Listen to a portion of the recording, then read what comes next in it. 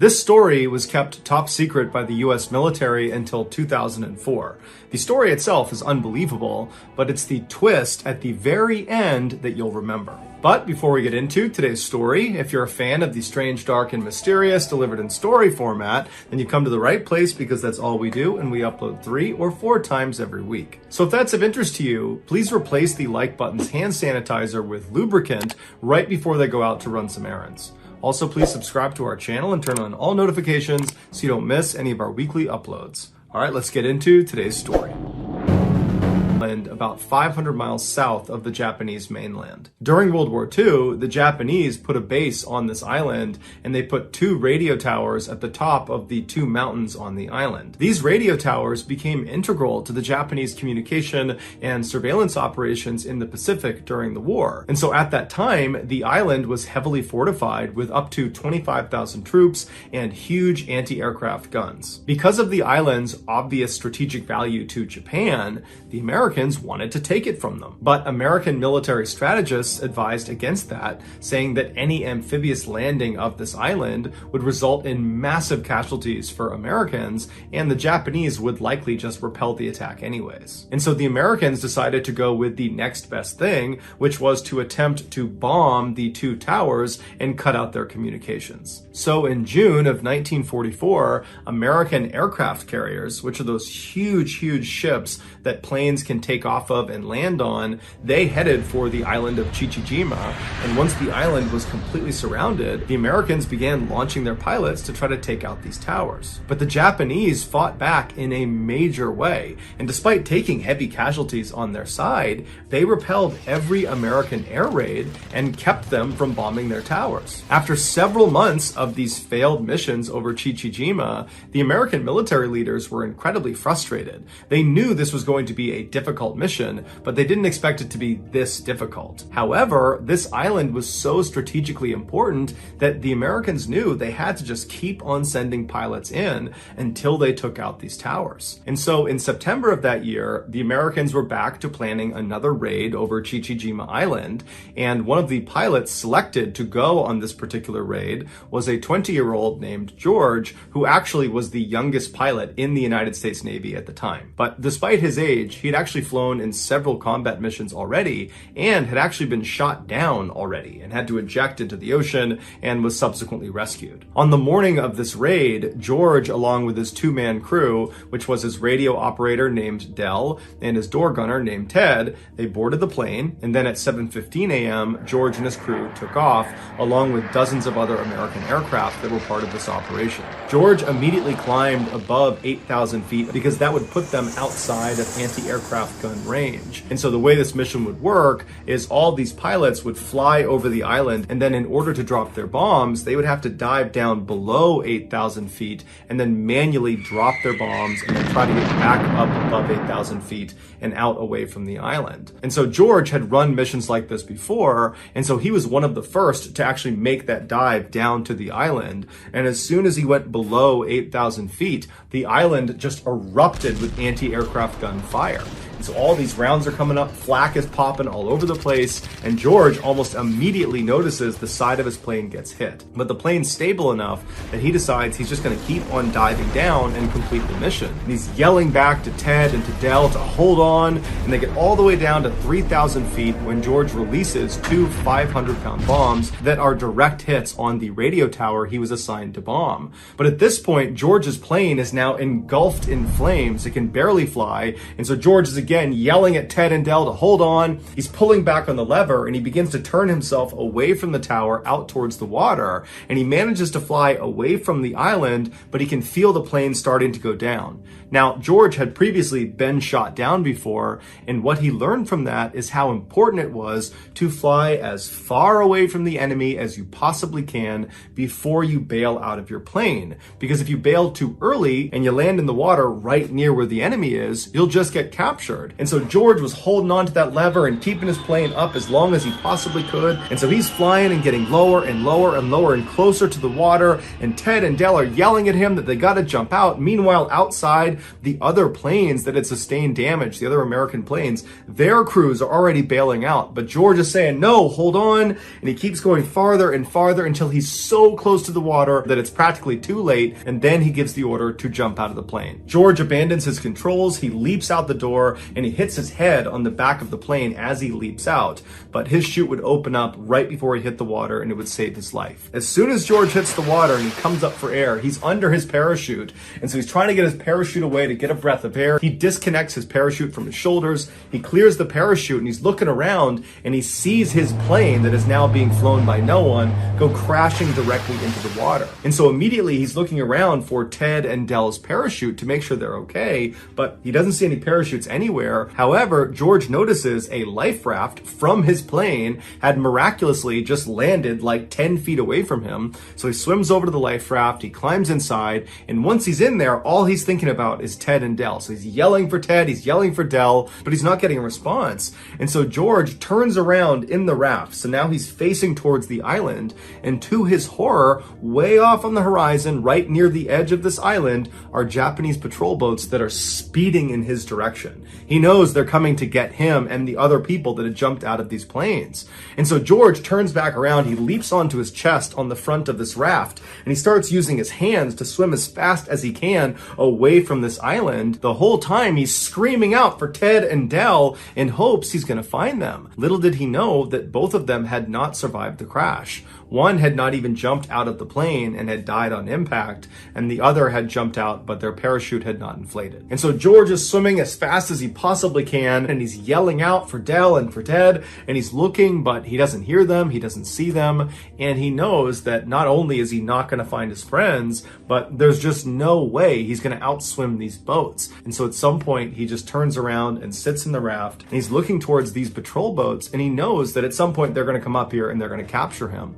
And all he can think about is how guilty he feels about Ted and Del. And he starts second guessing his decision to keep that plane flying as long as he did and make them bail out so late. And he's thinking, I probably got them killed. And then he thought about his wife and he wondered if he'd ever see her again. And then he turned towards these Japanese boats that were much closer now, but still fairly far away. And he began mentally preparing himself for captivity. But before he could be captured, American aircraft come storming in overhead and they go flying past him towards the island, and they start dropping bombs and strafing these Japanese boats that were coming out to get George. And so George is thinking, oh my goodness, what luck. He turns around, he gets back on his chest, and he starts swimming as fast as he can, trying to get away, knowing that these boats are totally preoccupied with the aircraft overhead. And for 2 hours, George used every ounce of strength he had to swim as far as he possibly could away from this island. But at some point, he was just so unbelievably exhausted, he just could not paddle any farther.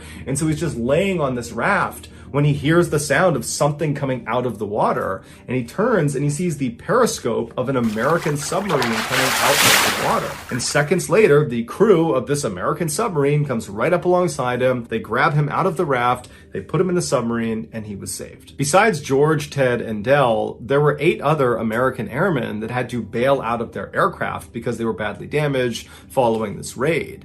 And so originally, those 8 people were not recovered and they were believed to have drowned at sea.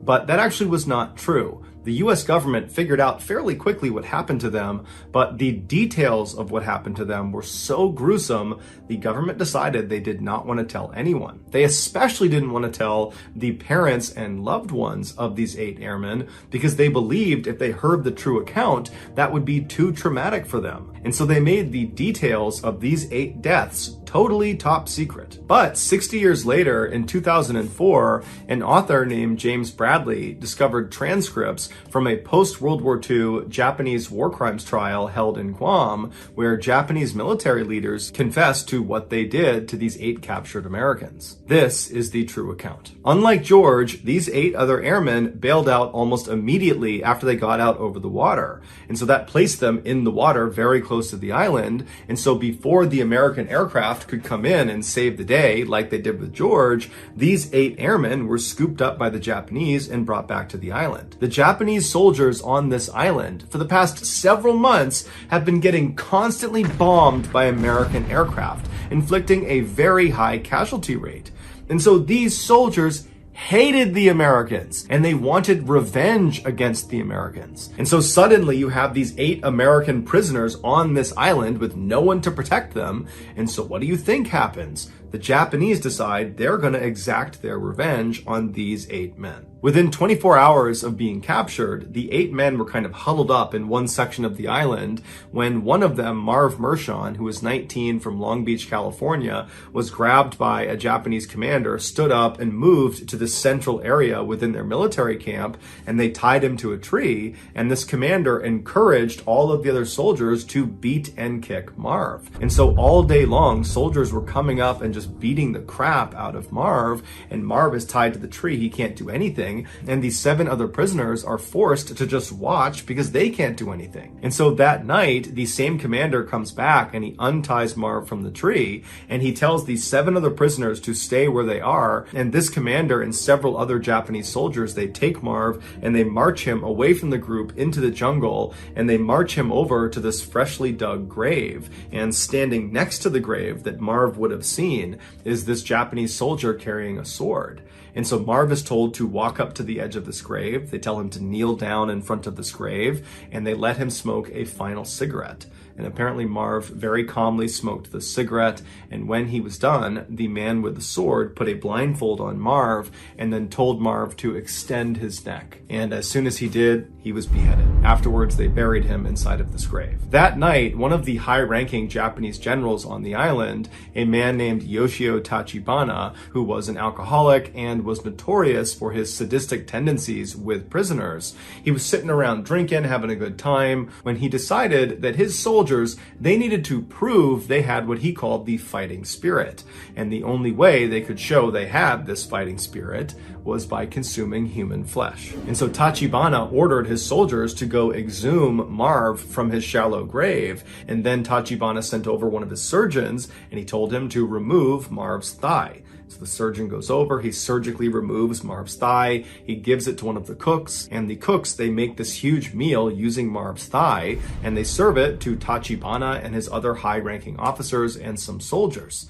And apparently, Marv's thigh tasted so good with soy sauce and with sake that Tachibana ordered his soldiers to go back and cut more meat off of Marv, which they did. Within a month of Marv's execution and consumption, Tachibana decided that he wanted to eat more human flesh, and he wanted his soldiers to eat more human flesh because he and a number of the other officers were superstitious that this could make them stronger and it would be good for their stomach and it would be good for their health.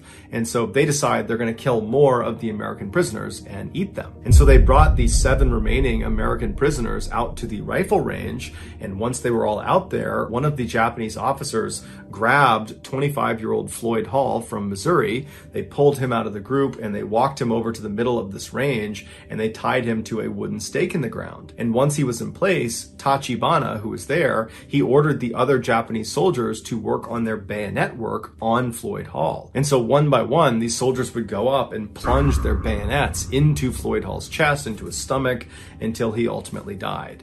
Once he was dead, Tachibana, who had brought along his surgeons for this very reason, he sent them out to remove Floyd's liver and his gallbladder right in front of the now 6 living prisoners. They're watching this happen right in front of them.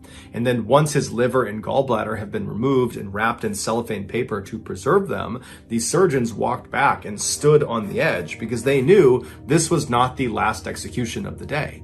And so the other 6 prisoners are looking around, wondering what's next, and then one of the commanders walks over and he grabs another one of the prisoners. His name was Earl Vaughn. He was 22 years old from Texas, and as soon as he was grabbed, he knew he did not want to face the same fate Floyd did, and so right away he became defiant. He wanted to die more quickly, and so he began yelling Semper Fi at the Japanese, and he kept extending his neck and pointing up at his neck, indicating he wanted a clean and quick death. Behead me. And so the Japanese, they tried to strap him to this wooden post because they wanted the other soldiers to work on their bayonets with him, but it was just too difficult with Earl. He put up such a fight and he kept putting his neck out that finally one of the soldiers did pull him down and he was beheaded. And then again, the surgeons came running out into the field, and in plain sight of the now 5 remaining American captives, they removed Earl's liver and his gallbladder and then wrapped them in cellophane paper to preserve them. And then they took Floyd and Earl's organs and they went back to the cooks to have them prepared. And that night, all the high-ranking officers on the island feasted on Earl and Floyd. Within a few days of Floyd and Earl's murders,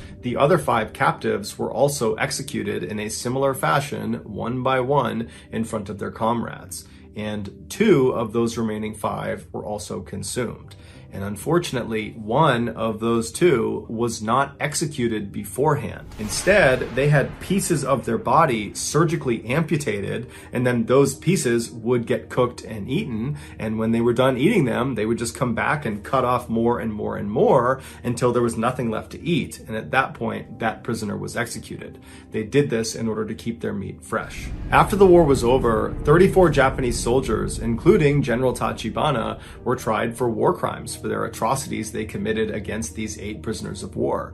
They were all found guilty and they were all hanged and buried in unmarked graves in Guam. The other men on the island that witnessed these atrocities and didn't do anything about it, or participated but in some sort of secondary way, they were also tried for war crimes, found guilty, and sent to jail, but all of them were released after 8 years. George was 80 years old when he finally learned about the atrocities on Chichijima Island that he so narrowly escaped. He, like everyone else that was learning about this, was horrified and disturbed, but more than anything, George felt a deep sense of guilt for having survived. But what we can all say for sure is that George did not waste his second chance at life. George H.W. Bush would go on to become the 41st President of the United States of America, and his son, also named George Bush, would go on to become the 43rd President of the United States of America.